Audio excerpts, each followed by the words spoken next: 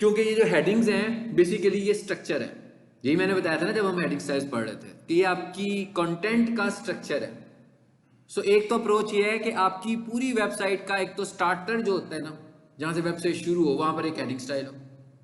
अब क्या एक से ज्यादा हेडिंग स्टाइल्स हो सकती हैं? एक से ज्यादा हेडिंग स्टाइल्स हो सकती हैं, बट हमें यह भी देखना पड़ेगा कि क्या हमारे पास इतना कंटेंट भी है कि हम एक से ज्यादा हेडिंग स्टाइल्स लें। क्योंकि अगर आप किसी बुक को पढ़ते हैं और बुक के एक ही चैप्टर को पढ़ रहे हो और एक ही टॉपिक को पढ़ रहे हो, तो उसके अंदर बहुत सारी मेन हेडिंग्स तो नहीं हो सकती। अलबत्ता अगर आप मुख्तलिफ बुक्स पढ़ रहे हो जिसमें मुख्तलिफ चैप्टर्स पढ़ रहे हो तो उसमें बहुत सारी एक तरह की हेडिंग्स हो सकती हैं। सो हमें एक जेन में ये रखना है। लेकिन अगर हम एक से दो हेडिंग्स करना चाहें तो हम कर सकते हैं, लेकिन हमें बहुत सारे H1 लगाने की जरूरत नहीं है और हमें अपनी वेबसाइट के कंटेंट को H1 के बगैर चलाना भी नहीं है। यानी ऐसे नहीं करना हम कहते हैं कि नहीं यार H1 तो बड़ा होता है तो H2 से शुरू कर लेते हैं। नहीं, आपको पहला हेडर जो है वो H1 यूज करना ही करना है हर हालत में। अच्छा, उसके बाद क्या बात आ गई H2 की, और फिर बात आ गई H3 की। फिर आपने क्या करना है कि अपना कोई सब टॉपिक एक्सप्लेन करना है। तो जब आपने सब टॉपिक एक्सप्लेन करना है तो उसकी जब आपने फर्दर कैटेगरीज बनानी है, तो हमने सब टॉपिक बनाया तो H2 से बना दिया, और उसकी आगे से जो फर्दर कैटेगरीज बनानी है वो H3 से बना दिया। तो नंबर ऑफ H2 यूज किए जा सकते हैं, टेक्निकली भी देखें तो हो सकते हैं भाई, सब टॉपिक्स तो बहुत सारे हो सकते हैं, और नंबर ऑफ H3 भी यूज किए जा सकते हैं। मगर यहाँ पर फिर वही चीज के रेपिटेशन बहुत ज्यादा नहीं करनी और कंटेंट के मुताबिक करना है काम। अच्छा, उसके बाद हम चाहें तो और हेडिंग स्टाइल भी यूज कर सकते हैं, कोई प्रॉब्लम नहीं है।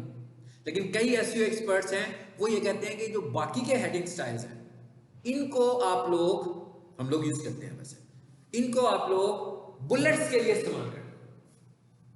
जैसे हम कोई कंटेंट लिख रहे होते हैं तो बुलेट्स नंबर इतने लिख रहे होते हैं, तो कहते हैं भाई आप इनको 4 5 6 को एज ए बुलेट के तौर पर इस्तेमाल कर लो।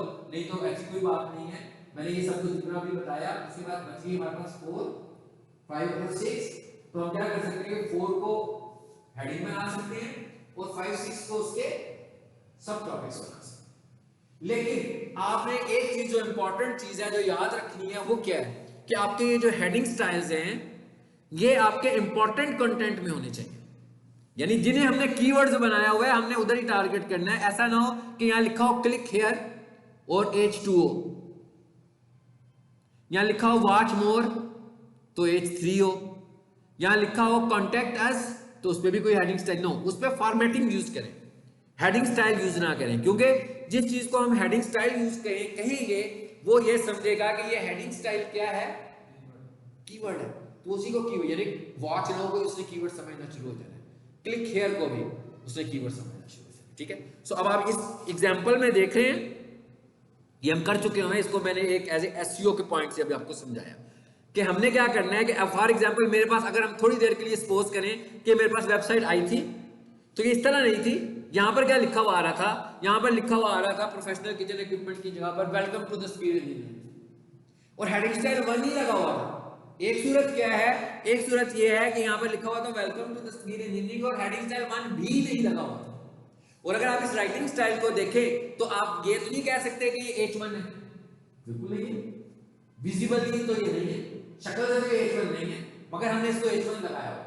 इसका मतलब क्या हुआ कि हमने इसकी फॉर्मेटिंग CSS से की हुई है, कैस्केड स्टाइल से की हुई है, एडवांस फॉर्मेटिंग वहीं से हुई है, मगर इसके ऊपर H1 भी लगाया हुआ है। H1 के अंदर हमने इसको जाकर इंपोर्ट किया तो गूगल के क्रोलर को समझ में आ गया कि भाई ये आपकी मेन है। और अगर फॉर एग्जांपल मैं इसका H1 हटा दूंगा तो इसका स्कोर एकदम ड्रॉप होगा ऐसे कि भाई आपका H1 किधर है, अब ऐसे ऑर्डर करेंगे।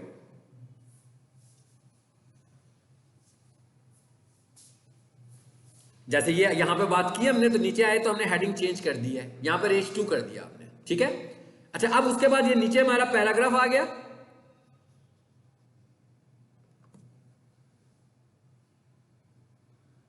अब इस पैराग्राफ के अंदर भी अगर आप देख रहे हो, ये साइंस मैंने आपको पहले भी बताई थी कि छोटे छोटे सेंटेंसेस इजी इंग्लिश और छोटे छोटे पैराग्राफ्स। देखिए पहला पैराग्राफ भी बहुत छोटा है, ताकि वो इतने छोटे से मैसेज में मैं अपना कीवर्ड टारगेट कर लूं। छोटा मैसेज दिया है ताकि मेरा कीवर्ड टारगेट हो जाए। दूसरा पैराग्राफ कितने बड़ा है, पहला पैराग्राफ इस कंपैरिजन में ज्यादा छोटा है, 2 सेंटेंस में। और हमने यहां लिखा कि अब we are leading professional kitchen equipment. अब आप ये देख रहे हो कि यहां पर कीवर्ड आ गया। अब अगर हम थोड़ी देर के लिए देखें, टाइटल में कीवर्ड आया, मेटा में कीवर्ड आया, हेडिंग स्टाइल में कीवर्ड आया, पैराग्राफ के पहले सेंटेंस में कीवर्ड आया, बस बहुत है भाई कीवर्ड मुकाबले में रैंक करने के लिए। किसी ने भी इतनी सारी साइंस इस्तेमाल नहीं की होगी। ये जो साइंस है आपकी इसी वजह से ये वेबसाइट ऊपर नजर आती है, सब दुनिया में होने के बावजूद। ये हमने कीवर्ड बहुत अच्छी तरह टारगेट किया। लेकिन पैराग्राफ के अंदर के अगर आप देखो तो नुमाया होगा, हाईलाइट होगा। अब जब हम पैराग्राफ में इसे कर रहे हैं तो वहां पर हमने क्या किया होगा, इसको चाहे आप वर्डप्रेस यूज कर रहे हैं चाहे आपको स्ट्रॉन्ग किया। अब HTML के हमारे पास 2 हेड टैग्स होते हैं, एक बोल्ड होता है एक स्ट्रॉन्ग होता है। अगर हम वर्डप्रेस में यूज कर रहे होंगे तो ऊपर बी का बटन बना होगा, भाई दोनों सूत्रों में वो एक ही दिखाएगा स्ट्रॉन्ग। लेकिन अगर हम कोडिंग के थ्रू कर रहे होंगे तो मैं किसी जगह पर इसको बी करूंगा और किसी जगह पर इसको स्ट्रॉन्ग करूंगा। ये भी एक अच्छा इंप्रेशन है, क्योंकि कुछ कहीं पर गूगल क्रॉलर बोर्ड को समझ रहा होगा तो कहीं पर वो स्ट्रॉन्ग को, जब मैंने बहुत सारे करने होंगे तो वो मिक्स करके कर सकता हूं, तो वो उसको रेपिटेशन भी नहीं समझेगा। तो अब हमने क्या किया कि अपने कीवर्ड को यहां पर हमने क्या किया, अपने कीवर्ड को बोल्ड कर दिया। ये कौन सा टैग लाया हुआ मैंने, बोल्ड। अब हम ये सोच कर रहे हैं भाई कीवर्ड रिसर्च कर ली, कीवर्ड रिसर्च करने के नतीजे में ये मुझे कीवर्ड मिला, इस कीवर्ड को मैंने इस्तेमाल करना शुरू कर दिया। इस कीवर्ड को मैं टाइटल में लाया, इस कीवर्ड को मैं हेडिंग में लाया, इसको मैं मेटा में लाया। हालांकि मैंने मेटा की साइंस भी आपको बताई है, जब सिर्फ मेटा अकेला काम नहीं करेगा, मेटा के साथ साथ आपका ये कंटेंट बहुत मैटर करता है। इसको ये इसकी अपडेट थी अक्टूबर की, जिसको वो बोलता था कि अब आपका कंटेंट हेल्पफुल कंटेंट होना चाहिए।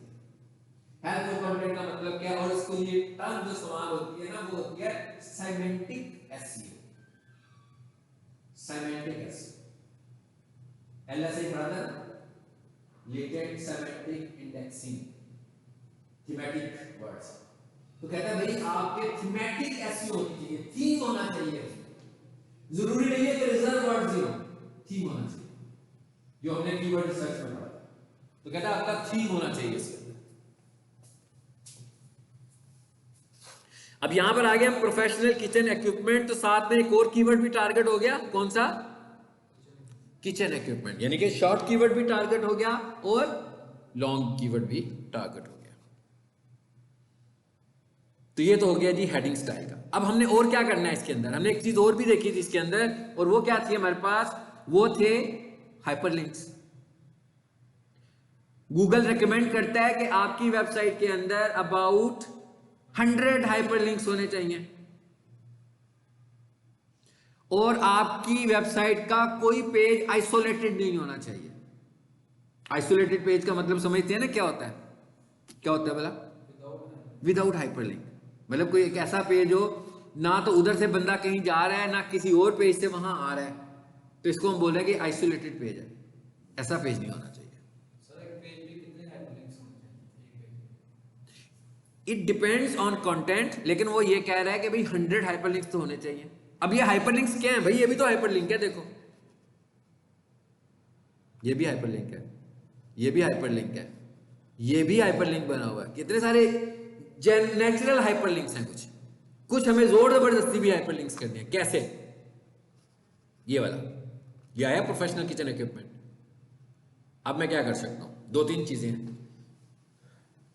मेरा फेसबुक पेज है, मैं इसके साथ इसको लिंकअप कर सकता हूं, ये भी हाइपरलिंक बन जाएगा। मेरे फेसबुक पेज के ऊपर एक पोस्ट लगी हुई है और उसके ऊपर मैं इस पेज का लिंक दे दूंगा, वो भी हाइपरलिंक बन जाएगा। और उससे क्या होगा, लिंक बिल्डिंग हो जाएगी, अथॉरिटी बढ़ जाएगी ना हमारी फेसबुक से। फिर लिंक पे पोस्ट कर रही है, तो जब मैं पोस्ट लगाता हूं तो जैसे मैं हैशटैग लगाता हूं तो मैं पेज का लिंक भी दे देता हूं। लेकिन याद रखिएगा जब सोशल मीडिया पे लिंक्स दे रहे हैं तो यूआरएल शॉर्टकट यूज करते हैं, डायरेक्ट लिंक नहीं देना, उसकी अफादियत नहीं होगी, यूआरएल शॉर्टकट से लिंक देना, ठीक है, उसकी अफादियत।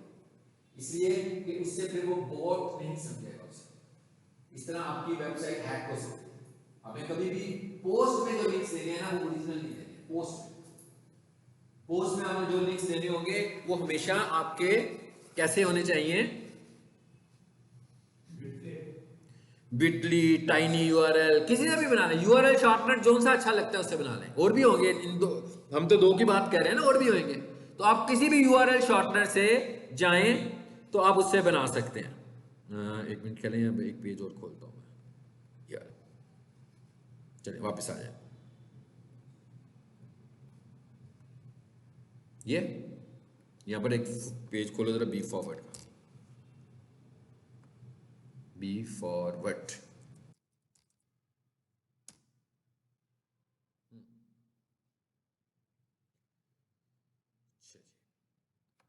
तो जो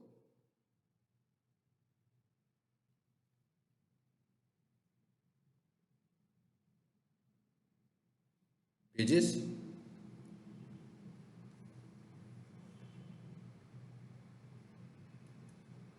3.1 रिव्यूज जो एक्चुअल की तरह है उसका भाई, इसमें तो मिलियन व्यूज होंगे। मुझे नहीं नजर आ रहा, आपको नजर आ रहा है इसमें 1 मिलियन व्यूज हुए पेज पे हैं ऊपर वाले के? ठीक, यही है। अच्छा मुझे नहीं नजर आ रही, चलो फिर इसको क्लिक कर देता हूँ। चलो आ जाओ, हाँ यही है।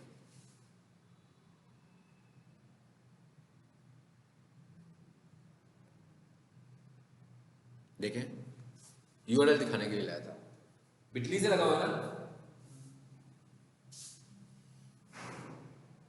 रिसर्च साइंस बहुत ज्यादा यूज करनी है आपने, क्योंकि आपको कुछ समझ में नहीं आ रहा ना कि ये कैसे हो सकता है, ये कैसा होगा। तो किसी भी सही वाले पेज को जिसने कुछ काम किया हो उसको ऑब्जर्व करें, उसकी ऑब्जर्वेशन करें कि वो कैसे चल रहा है। उन बेसिस पर आपको बहुत सारी चीजों का पता लगेगा। चलें, ये चीज हो गई हमारे पास। हाइपरलिंक्स बनाने हैं, इंटरनल भी बनाने हैं और एक्सटर्नल भी, यानी हमारी वेबसाइट से हम बाहर जा रहे हो और बाहर से हमारी वेबसाइट जा रहे हो। ये दोनों तरह के इनबाउंड लिंक्स और आउटबाउंड लिंक्स, ये दोनों लिंक्स हमें चाहिए हर हालत में। अच्छा, 100 लिंक्स रिकमेंड करता है। उसके बाद हम एसईओ ऑडिट करके देख लें। अगर तो फॉर एग्जांपल वो मुझे कहे ना कि भाई ज्यादा लिंक्स हो गए तो थोड़े से रिड्यूस कर लें, अगर वो कहे कम हो गए तो उसको ठीक कर लें। और आपके जो लिंक्स हैं, गूगल ये भी कहता है कि इसके अंदर ये कैजुअल किस्म की कैप्शन यूज नहीं करनी है।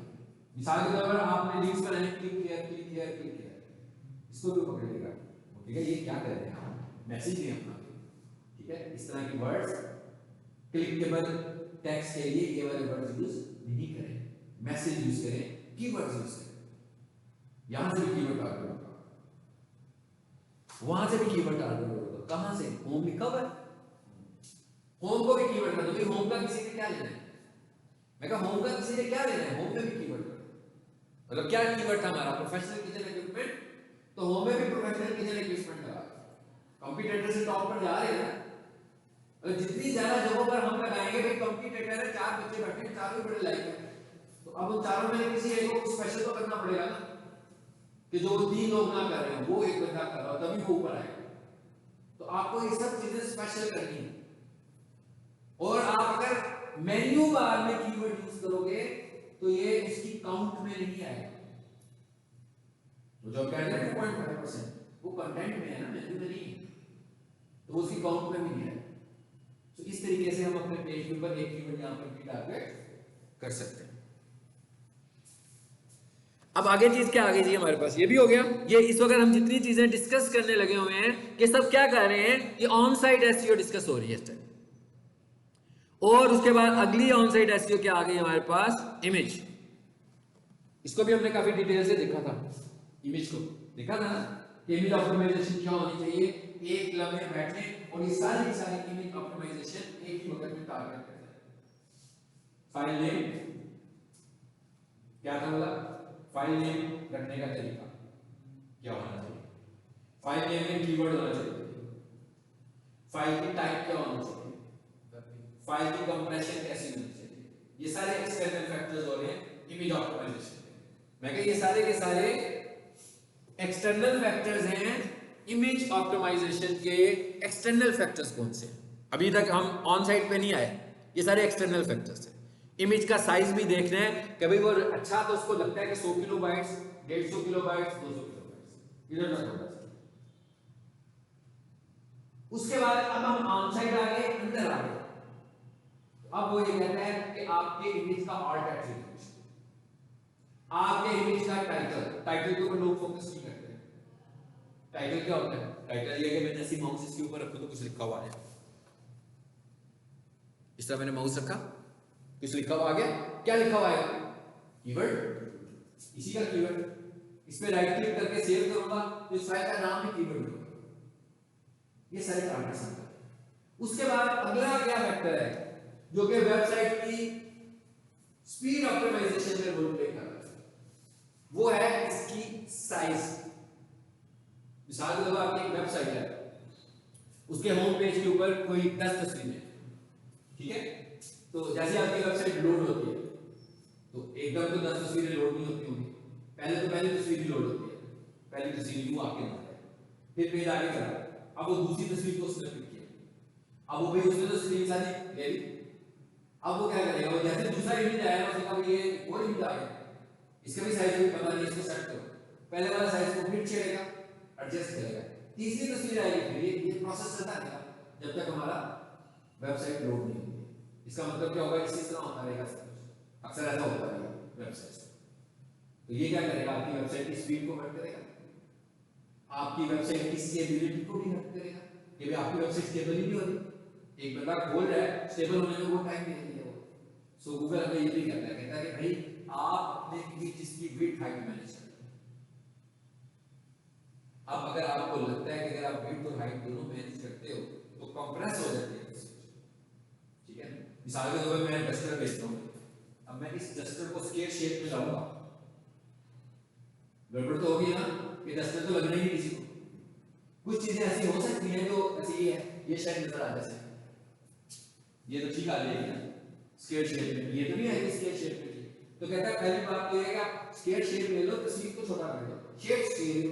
यहां पे आप एक काम करो, आप विड्थ और हाइट इन दोनों फैक्टर्स में से एक फैक्टर चेंज करो। जब आप एक फैक्टर चेंज करोगे तो उसका स्ट्रक्चर कंप्रेशन नहीं होगी, यानी ये तस्वीर कंप्रेस नहीं होगी।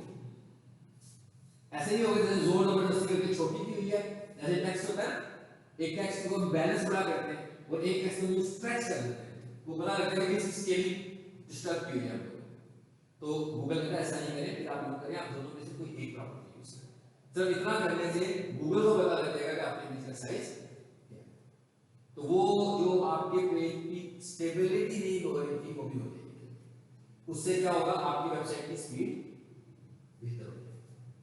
सो ये सारे फैक्टर्स कौन से हैं हमारे पास? इमेज फैक्टर्स हैं। सो ये जितनी चीजें हमने अभी की समझी हैं, ये इसका मतलब क्या हुआ कि इसके रिजल्ट में हमने क्या किया? ऑन पेज एसईओ कर ली। और देखें जरा, इनमें कोई चीज रह गई है हमारी? यही चीज है ना सारी, मतलब लिंक्स थे जो रह गया हुआ था, हाइपरलिंक्स थे, इमेज ऑप्टिमाइजेशन। अब मुझे क्या करना है? इधर से दूसरे पेजेस पर लेकर जाना है, दूसरे पेजेस से इधर लेकर आना है, और एक्सटर्नली बाई से इधर लेकर आना है, और इधर से भी बाई लेकर आना है। तो इसका मतलब क्या हुआ कि इंगेज कर रहा हूं, ये है सोशल लिंकिंग। देखिए सोशल लिंकिंग हमारी क्रिएट हो रही है। गूगल कहता है आपकी सोशल लिंकिंग पेज, आपका जो भी पेज है, आपको जैसे उसका 1 मिलियन व्यूज वाला पेज है, अच्छा खासा पेज है, तो अगर उनकी वेबसाइट हो तो उसके ऊपर उसके लिंक्स बने हो तो कितना ट्रैफिक मिलेगी, ट्रैफिक भी मिलेगी, बहुत अच्छी ट्रैफिक भी मिल सकती है।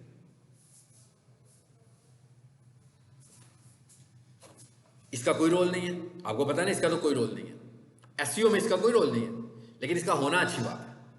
अच्छा एक चीज और, आपकी वेबसाइट को सपोर्ट मिलती है आपकी गूगल बिजनेस प्रोफाइल से, और आपकी गूगल बिजनेस प्रोफाइल को सपोर्ट मिलती है आपकी वेबसाइट से। यानी अगर एक बंदा अपनी गूगल बिजनेस प्रोफाइल बनाने जा रहा है, उसकी वेबसाइट है, तो काफी थॉट पीस होती है और जल्दी रैंक होगा गूगल के प्लेसेस के। और अगर एक बंदे की वेबसाइट है मगर प्रोफाइल नहीं, तो जब वो प्रोफाइल बनेगा उसको वेट करेगा, यानी ये दोनों चीजें एक दूसरे को वेट देती है, ठीक है? तो ये अगर होंगी तो इससे आपका वेट बढ़ेगा। बिजनेस लिस्टिंग की रैंकिंग जल्दी इंप्रूव होगी अगर आपकी वेबसाइट होगी।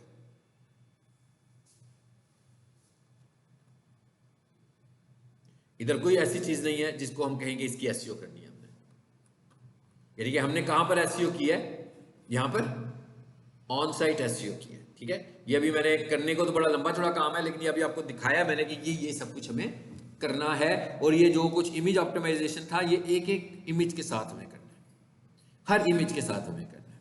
और मैंने आपसे कहा था कि वेब पी आपने फेविकॉन को नहीं करना, यानी फेविकॉन को हमने वेब पी नहीं करना, बाकी सबको हम वेब पी कर सकते हैं। फेविकॉन को वेब पी करेंगे तो ये जो फेविकॉन आपको लाइव नजर आ रहा है, ये नजर नहीं आएगा, ये इमेज नजर आना बंद हो जाएगा आपको।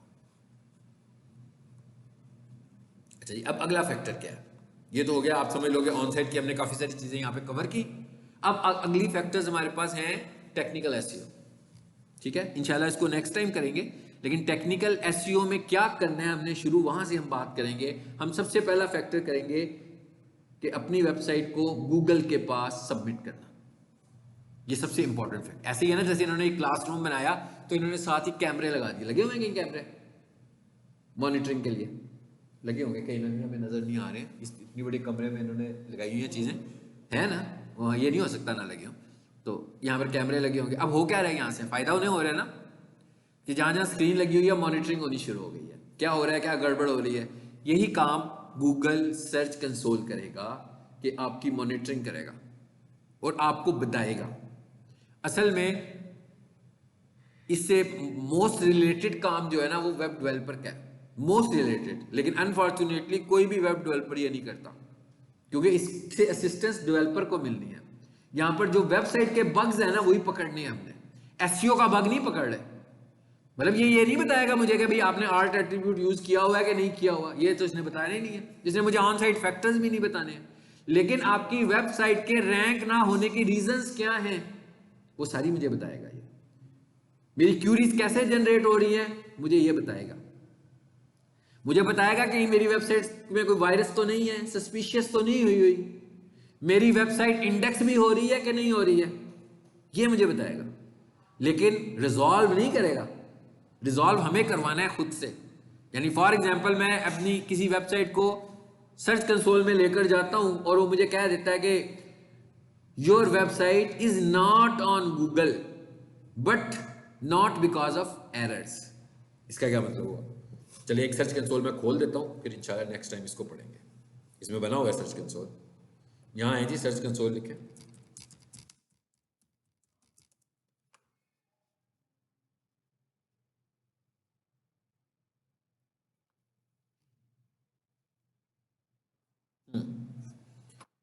ये आपको पता लगे कैसे आना है इसमें। सर्च कंसोल बिजनेस में पड़ा भी होता है, इधर जाएंगे ना तो इसके अंदर सर्च कंसोल भी होगा।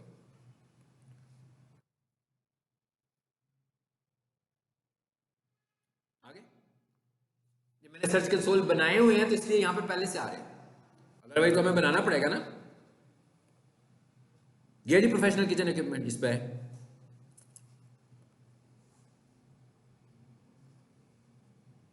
यहां वेबसाइट खुली हुई थी ना। चलो इस यूआरएल को कॉपी करो, मैं क्या करने जा रहा हूं देखिएगा।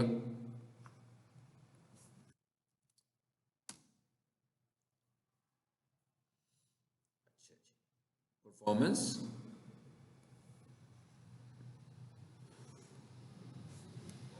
ये देखिए रिजल्ट आ रहे हैं। क्या कहता है भाई, किसी और को तो नहीं खोला हुआ मैंने, गलत खोला हुआ है ना, इसलिए तो देख कौन सा खुला हुआ है, मीट शॉप खुला हुआ था, ठीक है, वो इसलिए उसको दिखा नहीं था रहा। अब आ जाएगा, देखिएगा मैसेज क्या है। आ गया, यहां से मैंने चेक करना है किसी वेबसाइट को कि गूगल से क्राउल कर रहा है कि क्राउल नहीं कर रहा। फॉर एग्जांपल सब कुछ ठीक है, ओके है, खूबसूरत वेबसाइट है, मगर गूगल से क्राउल नहीं कर रहा, तो फिर आप गूगल की नहीं। सबसे पहले हमें ये देखना है कि गूगल क्राउल नहीं कर रहा, तो यहां पर मैसेज क्या होगा जिसे क्राउल नहीं करेगा, URL not on Google but not because of errors. अब मैं इधर नीचे आकर देखूंगा अगर एरर नहीं है तो फिर क्या है, ठीक है। इसका मतलब ये भी हो सकता है कि मेरा डुप्लीकेट कंटेंट हो, कहीं से मैंने कंटेंट कॉपी किया हो, ये भी हो सकता है। और ये भी हो सकता है कि वो मोबाइल यूज का ठीक, मोबाइल यूजेबिलिटी इसकी, तो मैं ये सारी चीजें क्रॉस चेक करूंगा कि रीजन क्या है, क्योंकि इसी में उसको रैंक करो। तो ये है सर्च कंसोल, यहां लाना है हमने। ये देखें, अगर आपकी वेबसाइट HTTPS नहीं होगी, SSL प्रोटेक्टेड नहीं होगी, तो ये भी यहां पे मैसेज आएगा। तो ये भी एक क्राइटेरिया है। अगर आपकी वेबसाइट मोबाइल फ्रेंडली नहीं होगी, कि भाई वो क्या है कि वो जो आपका लोगो है, मेन लोगो है, उसके ऊपर ओवरलैप करने लगे हुए आपके बटन्स, तो भी वो गूगल से इंडेक्स नहीं कर रहा। तो यहां से आकर हमें ये सारी चीजें देखनी, ठीक है। सो आज हमने जो सीख लिया आज तक, इसका रिजल्ट ये निकला है कि भाई अब हम लोगों ने, ताकि प्रैक्टिकल अगर आपने घर में करना हो, तो हम लोगों ने कीवर्ड्स ले लिए हैं। अब हम लोगों ने कीवर्ड्स को ऑन साइट इंप्लीमेंट कर लेना है, और ऑन साइट इंप्लीमेंट करने के लिए अपनी मेजर चीजें सब देखेंगे। टाइटल, मेटा, मेटा के बाद जी हेडिंग स्टाइल्स, ठीक है। हेडिंग स्टाइल्स के बाद पैराग्राफ के अंदर कहां यूज करना है, बोल्ड स्ट्रॉन्ग में, हाइपरलिंक्स और इमेज ऑप्टिमाइजेशन। ये इतना अगर आप कर लोगे और आपने अच्छी कीवर्ड रिसर्च की होगी, तो 30 से 40 दिनों में आप रैंक करोगे। हालांकि ये कोई क्राइटेरिया नहीं है रैंक करवाने, लेकिन अगर आपने इतना किया हो तो आपसे एक कीवर्ड को 30 से 40 दिनों में रैंक करा सकते हो, अनटिल कि कोई एक्स्ट्रा ऑर्डिनरी कंपटीशन हो। कंपटीशन को चेक करना पड़ेगा, लेकिन एक्स्ट्रा ऑर्डिनरी कंपटीशन हो। तो अगर आपका कीवर्ड लॉन्ग टेल कीवर्ड होगा तो जल्दी रैंक जरूर हो जाएगा। अगर शॉर्ट कीवर्ड होगा तो टाइम ले सकता है, लेकिन अगर लॉन्ग टेल कीवर्ड होगा तो जल्दी रैंक कर सकता है। जो यहां तक हमने ये चीजें कंप्लीट कर ली है, ठीक है। तो जो प्रैक्टिस कर रहे हैं स्टूडेंट्स, उन्होंने इसकी करी। और ये क्या लिखा हुआ है, रिक्वेस्ट इंडेक्सिंग, ये क्या है? अब गूगल का अपना एक मैकेनिज्म है जिससे उसने इंडेक्स करना है। तो मुझे ये लगा कि आज मैंने अपनी वेबसाइट में काफी सारी चेंजेस की हैं, तो मैं गूगल के क्रॉलर को रिक्वेस्ट करना चाहता हूँ कि भैया आओ जरा मेरी वेबसाइट में देखो कुछ चेंजेस हुई हैं। तो मैं इसको सिर्फ दबा दूंगा बस, ये देखें। अब वो क्या कहेगा ठीक है जी मैंने नोट कर लिया, आप इसे दोबारा इंडेक्स करवाना चाह रहे हैं, तो मैं अगले 24 से 48 घंटों में ना आपको एक बार फिर इंडेक्सिंग करवा दूंगा। लेकिन मैं ये कहता हूँ कि यार एक बार और कर देता हूँ, तो कहेगा भाई आपकी एक ही रिक्वेस्ट में कंसीडर करूंगा, तो पहले आगे और 10 दफा कर देंगे तो मेरे नजदीक आपकी एक ही रिक्वेस्ट है। वैसे तो ये खुद से भी करेगा, वैसे ये खुद से भी करेगा। क्या लिखा हुआ है, इंडेक्सिंग रिक्वेस्टेड, ठीक है। URL was added to priority crowd queue, अगर प्रायोरिटी क्राउड में आ गया।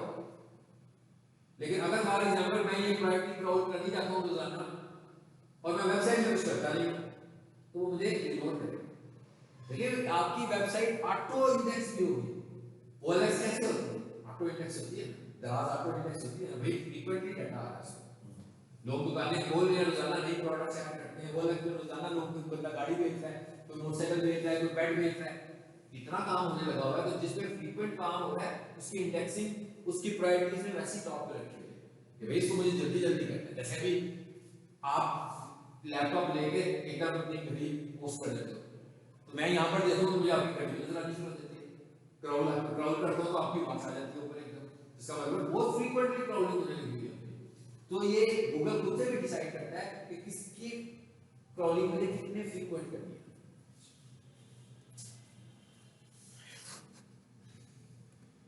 चलो जी, ये अगली क्लास में ना सर्च कंसोल बनाएंगे पहले।